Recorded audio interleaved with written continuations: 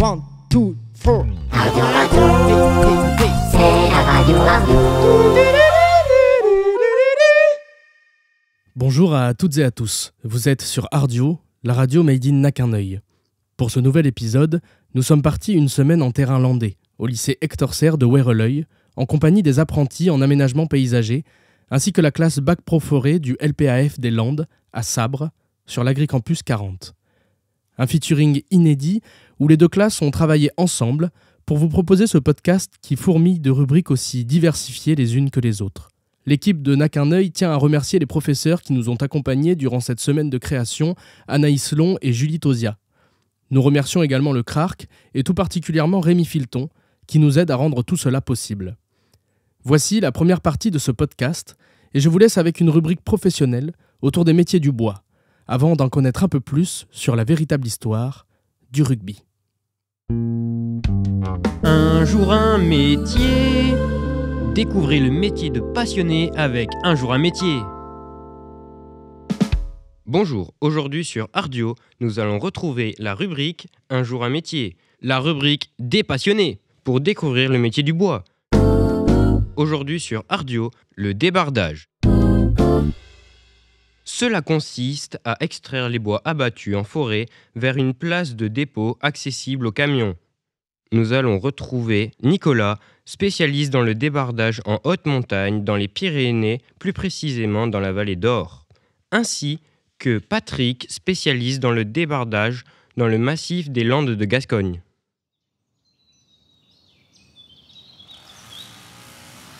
Salut Nicolas, tu peux me dire où nous sommes ? Salut Jean, nous sommes actuellement en plein massif des Hautes-Pyrénées dans la vallée d'Or. Tu es entrepreneur forestier spécialisé dans le débardage, peux-tu nous en dire plus ? Oui, tout à fait, mon métier consiste à évacuer les bois abattus par les bûcherons des forêts vers les routes pour qu'ils soient accessibles aux camions.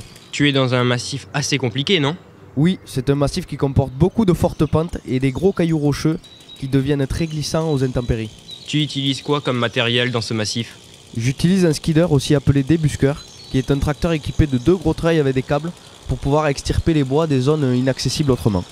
Tu as décidé de faire ce métier, pourquoi ? J'ai été plongé dedans tout petit par mon père et mon grand-père qui m'amenaient déjà sur les chantiers quand j'étais petit, et c'est devenu pour moi une passion. Ah d'accord. Combien coûte ton tracteur ? Un tracteur comme le mien, ça coûte aux alentours de 380 000 €. La vache, 380 000 €? Et tu arrives à payer le crédit ? Oui, nous y arrivons, même si c'est très compliqué, les intempéries et les pannes, c'est nos premiers ennemis. On remercie Nicolas d'avoir partagé sa passion avec les auditeurs. Avant de retrouver notre prochain invité, Patrick, nous vous laissons sur une courte pub. Un pet de travers, le ventre qui gargouille. Avec nous, plus de galère si t'as le cul qui bafouille. Prends Adigaz, la boisson qui dégaze. Vous pouvez l'utiliser dans n'importe quelle situation et sans condition. Adigaz, la boisson qui dégaze. À consommer sans modération pour plus de sensations.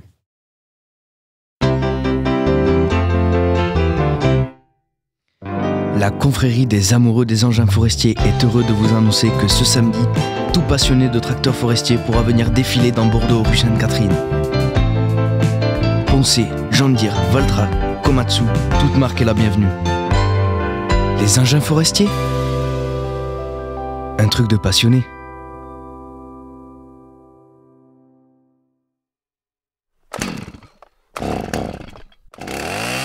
Eh oh, tu vas la fermer ta grande gueule avec ta tronçonneuse de merde ?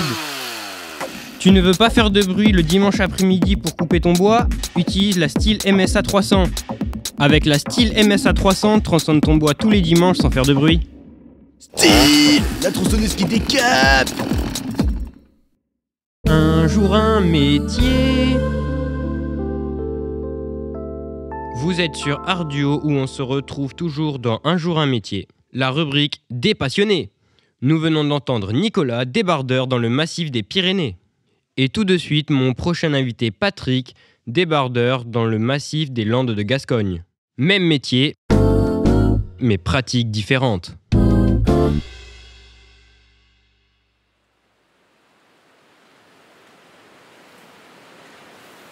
Salut Patrick, peux-tu nous dire où nous sommes ? Bonjour Jean, alors aujourd'hui on se situe dans le massif des Landes de Gascogne, plus précisément sur la commune de Rion-des-Landes. Est-ce que tu peux expliquer aux auditeurs en quoi ton massif est différent? Oui, la différence est que dans le massif des Landes de Gascogne, il y a moins de relief que dans la vallée d'Or. Et le type de terrain n'est pas le même car nous on a un terrain sableux. D'accord. Pourquoi as-tu choisi ce métier?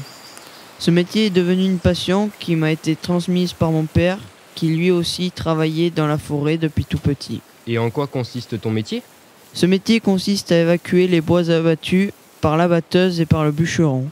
Pour nos auditeurs qui ne connaissent pas bien le sujet, peux-tu nous expliquer la différence entre une abatteuse et un bûcheron? La batteuse, c'est un engin mécanisé qui va abattre l'arbre, tandis qu'un bûcheron, c'est une personne avec une tronçonneuse qui va abattre son arbre manuellement. Mais quel matériel utilises-tu? J'utilise un porteur avec un bras et une pince pour ramasser les bois coupés en certaines dimensions. Et combien coûte ton engin? Sur ce porteur comme le mien, ça peut coûter environ 550 000 €. Punaise, encore plus cher que celui de ton compère. Mais il doit falloir en sortir du bois pour le rentabiliser. Oui, effectivement, il faut sortir environ 500 stères par jour pour pouvoir le rentabiliser. Mais que devient le bois que tu sors de la forêt? C'est du bois d'œuvre qui sert essentiellement pour la construction, du bois d'industrie qui sert pour créer des palettes, des panneaux agglomérés et du bois de trituration qui sert pour la papeterie. Merci Patoche de nous avoir présenté ton métier et merci à vous tous de nous avoir écoutés. C'était Un jour un métier, la rubrique des passionnés. Au revoir et à bientôt.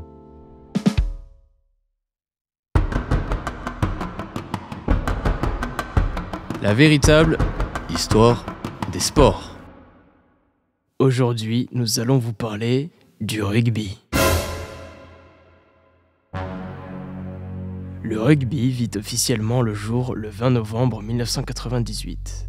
Il fut inventé par une femme, Zélia Zidane, qui après avoir mis un coup de boule dans un ballon de foot, déforma le ballon en une forme ovale.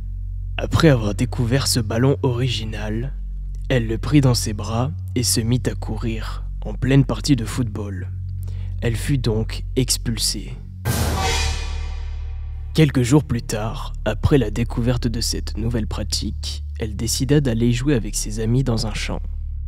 Cette pratique commença à se répandre dans la région du Salvador, située au Brésil. Des règles commencèrent à être mises en place, telles que la mêlée, qui fut créée un jour de pluie et de froid. Les joueurs qui voulaient se réchauffer se regroupèrent les uns contre les autres en se poussant avec le ballon au milieu. La mêlée était née. Et c'était devenu une base pour les joueurs. Au départ, les passes se faisaient toujours vers l'avant. Mais un jour de grand vent, le ballon partait tout le temps vers l'arrière. La blessure la plus courante était alors devenue le torticolis. Le jeu fut beaucoup apprécié, et de nombreux adeptes rejoignirent ce nouveau sport et ce champ devenu connu. Le jeu se joue à 40 contre 40. Et un nouveau métier vit le jour, déformeur de ballons de foot. Ce sport commença à être connu dans le monde entier, surtout dans les collèges. On a appelé ça le rugby parce que quand Zélia Zidane tapa dans le ballon, elle saigna et le ballon devint couleur rubis. Et depuis ce jour, on appelle ce sport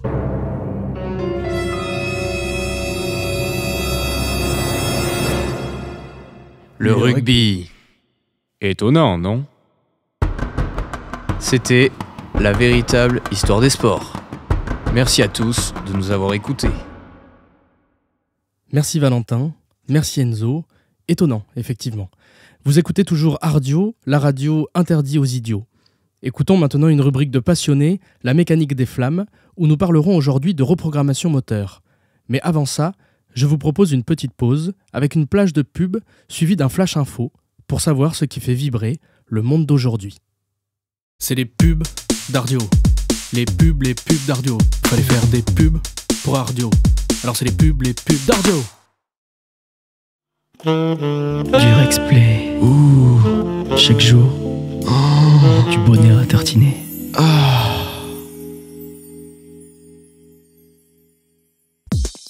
Yo yo yo, t'as reconnu c'est et t'es bien dans Pimp Night. Moto, bateau, voiture, tracteur. Tout ce qui a un moteur, on en fait notre after. Tiens à toi, beau gosse. Et ouais, je sais, je suis BG, mais on s'en fout parce que samedi, l'objectif, c'est clairement de ressembler à rien.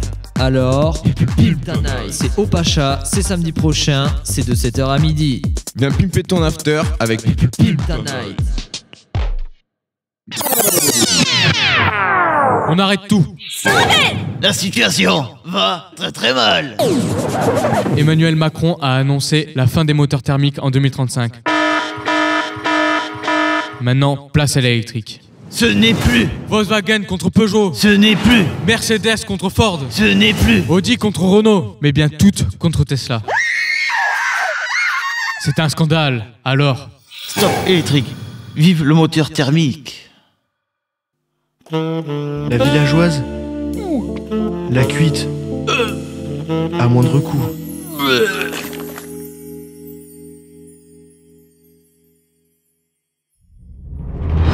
Bonjour mesdames, bonjour messieurs, Et surtout, bonjour mesdemoiselles.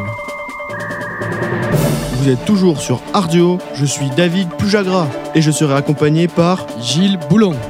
pour vous présenter ce Flash Info Faux. Nouveauté. La compagnie SodaStream réinvente leur cartouche de gaz en remplaçant le CO2 par du P de vache. On souhaite un bon courage aux véganes. Sondage. 89% des Français pensent encore que le clitoris est un modèle de Toyota. Télévision. Un candidat de l'émission Fort Boyard est oublié dans une cellule lors d'une épreuve. Il est retrouvé 7 ans plus tard. Les autres candidats auraient dû crier plus fort. Ukraine. Suite à la pénurie de farine, un père de famille prépare des crêpes pour la kermesse de sa fille, avec de la cocaïne. Dans le petit village de Bourré, en Loir-et-Cher, un chasseur a été contrôlé avec 0 g d'alcool dans le sang. Il a été placé en cellule de regrisement. Sport. Dans le nord de la France, une jeune maman devient championne du monde de lancer de bébé, avec un record de 73,6 mètres. Félicitations à eux et bon rétablissement au petit Kevin. C'était le Flash Info Faux. Merci à tous de nous avoir écoutés. À bientôt. À bientôt.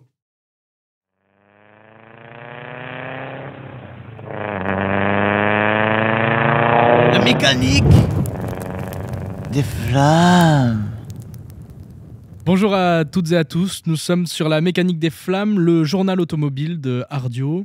Aujourd'hui, je vais recevoir plusieurs personnes, au nombre de 3 exactement, pour parler de la reprogrammation, qui est un phénomène qui se démocratise de plus en plus dans l'automobile.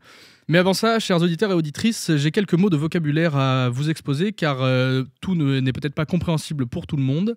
Vous allez entendre parler de rupteur. Alors un rupteur, c'est quoi ? Un rupteur, c'est une saturation du moteur quand on monte à fond dans le régime moteur. Vous allez entendre également parler de turbo. Alors le turbo aide la combustion du moteur et développe de la puissance. Vous allez également entendre parler de bioéthanol, qui est ce qui remplace le samplon 95. Il n'est pas plus cher car il est fabriqué avec du maïs, du blé, de la betterave et de l'éthanol, avec très peu d'essence. Vous allez également entendre parler de mazout, et ça c'est ce qu'on dit quand une voiture diesel fume très noire. Vous savez par exemple quand il y a des phénomènes de drift ou etc., on peut voir une fumée très noire. Et je comptais également vous donner la définition de couple et de régime, mais je me suis dit que c'était plus intéressant d'aller poser la question directement sur le terrain, voir également ce que ça disait aux gens, le rapport entre les deux, entre couple et régime. J'ai donc réalisé un petit micro-trottoir que je vous propose d'écouter maintenant, avec des réponses assez surprenantes. Pour vous, c'est quoi le rapport entre régime et couple ? État mental. Merci beaucoup. Bonjour monsieur, pour vous c'est quoi le rapport entre régime et couple ? Je me le parlais pour passer de régime moi. Mais faut décrire, un peu cylindrique du coup. Non, je sais pas quoi dire. Pour la radio du lycée agricole de Waroleuil, est-ce que pour vous il y a un rapport entre le régime et le couple ? Couple, régime, je fais directement l'association entre le régime matrimonial. Donc oui, forcément. Eh bien, en termes de régime alimentaire, la vie en couple, ça fait juste prendre du poids. Ce qui est du régime matrimonial, ça dépend ce que vous choisissez, de ce que vous voulez simplifier dans votre rapport au droit. Et puis pour le reste, le couple et le régime de banane, je sais pas. Super, merci beaucoup. Ça m'interroge beaucoup, votre question. le premier rapport qui vous passe par la tête entre régime et couple? C'est le rapport sexuel. C'est une très bonne réponse. Alors moi je voyais pas trop comme ma collègue, je voyais plutôt un lien régime et couple. Est-ce qu'en couple on a tendance à s'empâter, prendre du poids, tout ça, et qu'on se retrouve 10 kilos de plus après quelques années? Moi je voyais plus comme ça. L'empattement, très bien. Pour la radio du lycée agricole de Waroleuil, oui. Le régime a un impact sur le couple? Moi personnellement, je pense que oui et non. Après, je pense que des fois, il y en a qui sont peut-être en surpoids et ça peut poser quelques petits problèmes dans le couple. Et je pense que le fait d'adopter un régime peut être une bonne chose. Mais en soi, je pense pas que c'est un gros impact. Est-ce que pour vous, le régime a un impact sur le couple? Oui, je pense que ça peut être compliqué quand même. Si quelqu'un est végétarien, si l'autre n'est pas, oui, ça peut être compliqué, je pense. Mais moi, je trouve pas, parce que si on aime une personne, c'est profondément et pas sur le physique. Ça peut être compliqué parce que l'autre il va devoir s'adapter à son partenaire peut-être pour faciliter la vie en couple. Je pense que ça dépend surtout si les deux régimes alimentaires, si les deux ils sont ouverts ou pas. Si c'est quelqu'un qui est végétarien qui est complètement extrême, dans l'extrême ça va être compliqué. Tandis que si les deux ils sont dans leur régime alimentaire ouvert, ça peut être plus facile quoi. Et là il n'y aura pas d'impact. Est-ce que pour vous, il y a un rapport entre le régime et le couple? Pour moi, non. Ça dépend de la vie, que de la jeunesse. C'est-à-dire, il y a une époque pour tout. C'est-à-dire, on part, on est jeune, et après, avec la vieillesse, on grossit. Et puis, si on est un couple, ben, voilà, on grossit ensemble. Hein, non? Ouais. Pour moi, on grossit ensemble. Hein. Voilà. Super. Belle vision du couple. Merci beaucoup. Merci beaucoup. Bonjour, messieurs. Est-ce que vous pensez qu'il y a un rapport entre le régime et le couple? Oui, potentiellement. Ça doit relever de l'affect, ça, quand même, dans un couple. Est-ce que vous pensez qu'il y a un rapport entre le régime et le couple? Oui, parce que P égale C oméga. Donc la puissance est égale au couple fois les radians par seconde, oméga. Donc les radians par seconde peuvent être convertis en tours par minute. Donc il y a bien un rapport entre les deux. Couple et régime, tout le monde ne pense donc pas à l'automobile directement comme vous avez pu le voir. Heureusement, ne vous inquiétez pas, aujourd'hui je n'ai pas convoqué ici des personnes spécialisées en site de rencontre ou autres, mais bien des spécialistes de l'automobile. Je vous disais donc que j'allais recevoir 3 personnes, Dylan, Kevin et Christophe. Dylan et Kevin sont frères et adorent faire du bruit avec leur voiture, tandis que Christophe est un mécano qui adore son métier et qui est très professionnel. Nous allons donc avoir leur avis sur la reprogrammation. Dylan, je vais commencer avec toi. C'est quoi une reprogrammation, juste pour nos auditeurs? Bonjour à tous. Alors, reprogrammation, c'est un gonfler le moteur jusqu'à qu'il ait des flammes d'1 mètre et qu'il sorte. Tout à fait d'accord avec toi, mon cousin. Et pour pouvoir jeter dedans comme dans une bonne femme, grâce à ça, on a plus de chances de bouillard. Merci beaucoup Dylan et Kevin. Je vois Christophe qui fait la moue à côté de moi. Christophe, peut-être que vous avez quelque chose à redire là-dessus? Alors voilà, bonjour Christophe. Alors c'est pas tout à fait ça la reprogrammation moteur. Donc la reprogrammation moteur, c'est qu'on va reprogrammer le calculateur, donc le mélange air-essence. Et en fait, on va gagner au niveau puissance et couple. Alors la puissance, c'est le nombre de chevaux. Et les chevaux, plus on a de chevaux et plus on ira vite. Et le couple, ça s'exprime en Newton-mètre. C'est la force des roues exercée sur le sol. D'accord, merci beaucoup Christophe pour ces informations qui nous en apprennent plus. On a vu donc qu'on avait 2 visions de la reprogrammation. Pour vous Dylan, c'est quoi le couple après ces explications de Christophe? Alors le plus de couple, le plus on a de chance d'arracher le bitume en départ arrêté. Ok, d'accord. C'est-à-dire que plus on a de couple, plus lorsqu'on est à l'arrêt avec notre voiture, on peut faire du bruit, c'est ça? Ah carrément, t'arraches le bitume, mon cousin. J'ai une question, Christophe. Est-ce qu'on peut le faire sur tous les véhicules? Alors oui, du coup, c'est majoritairement sur les essences et diesel. Après, c'est en cours de développement sur les types hybrides et types électriques. C'est en cours de projet. Il y en a qui se font, mais c'est vraiment pas très au point. D'accord, merci beaucoup Christophe. Donc vous avez dit essence, diesel, je suis un peu perdu. Kevin, ça change quoi entre le diesel et l'essence? Une essence qui est reprog, on peut taper des gros rupteurs avec des flammes et voir pour mettre du bioéthanol, alors que sur le diesel, on cherche le couple et à faire le mazout. Puis dans tous les cas, baisse ses bords, on peut quand même faire sucer la boîte. Net, je suis dedans. Merci beaucoup Kevin. Christophe, je vois que vous êtes encore pas d'accord, je vous laisse la parole. Alors c'est pas tout à fait ça non plus. Quand on reprogramme une essence, ça dépend déjà si elle a une turbo ou pas. Parce que sans turbo, en fait, on va presque rien gagner au niveau puissance. On va gagner entre 5 et 10 chevaux. Donc moi, ce que je fais le plus en ce moment, en plus avec le prix du diesel et de l'essence. Donc pour l'instant, que sur les essences, je fais une reprogrammation au bioéthanol. Donc soit on reste aux chevaux d'origine, ou soit on augmente de 5 à 10 chevaux, comme je vous ai dit. Et après, on peut reprogrammer sur les diesels et sur les essences turbo. Et on va gagner, là, on commence un peu plus à causer niveau chevaux. On commence à gagner entre 20 et 30 chevaux de plus. D'accord, merci beaucoup Christophe. Lorsque j'ai fait mes recherches pour cette émission, j'ai vu que ça parlait de stages. Si j'ai bien compris, c'était des différents niveaux à laquelle on pouvait reprogrammer un véhicule. Est-ce que donc il y a plusieurs stages dans la reprogrammation moteur ? Alors oui, en effet, il en existe 4 de stages au total du coup. Donc il existe le stage 1 où en fait on va juste toucher le calculateur. On va reprogrammer le calculateur, le mélanger à essence du coup, comme je vous ai dit avant. Et après, les stages 2, stage 3 et stage 4, en fait, on va commencer à changer les pièces externes du moteur, tout ce qui est admission, ligne et tout. Dylan, une réaction ? Pour moi, ça ne devrait pas exister le stage 1. C'est pour les tapettes. Ils avancent pas avec leur radis sauvage. Je suis complètement d'accord avec toi, mon cousin. Vas-y, mon neveu, va couper le câble.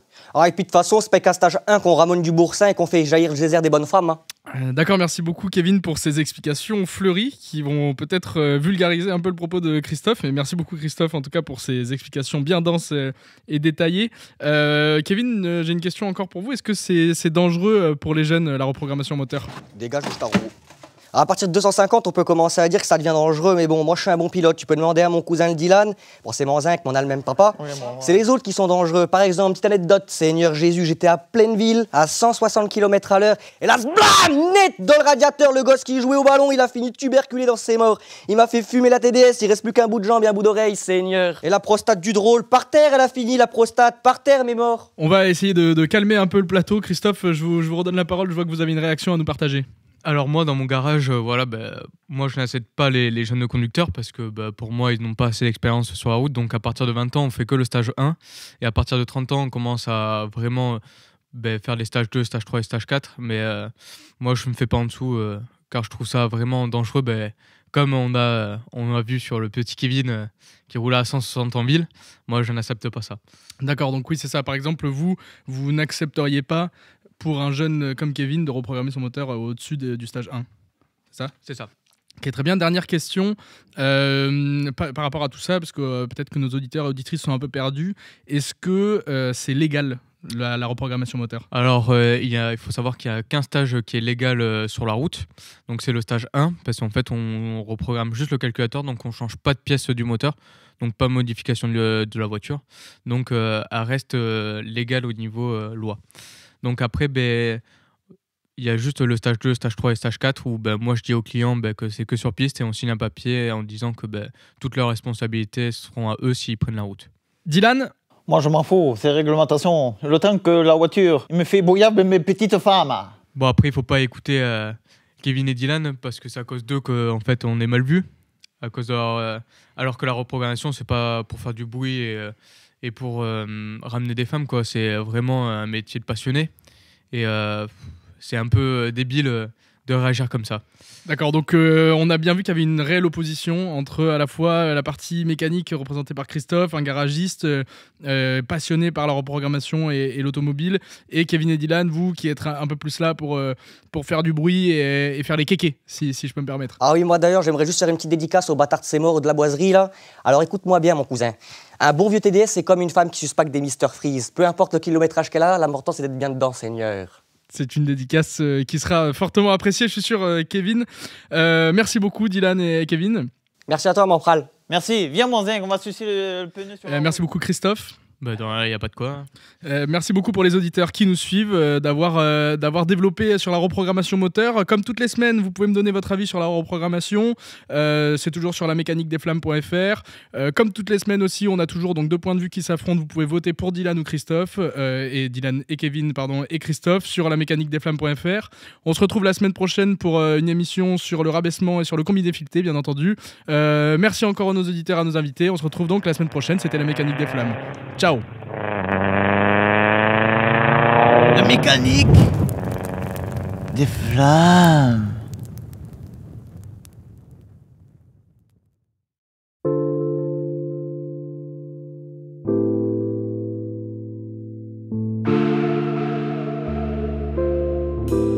Cette émission a été réalisée par Alban Trezel, Romain Bellinger, Quentin Prévost, ouais.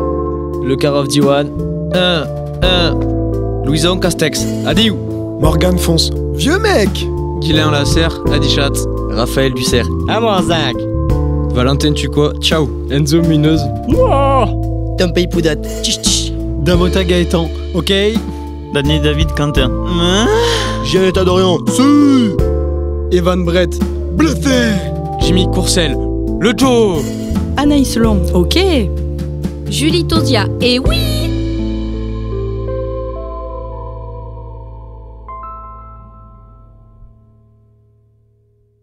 Ardio, une émission réalisée par Benjamin Charles et Alexandre Giraud.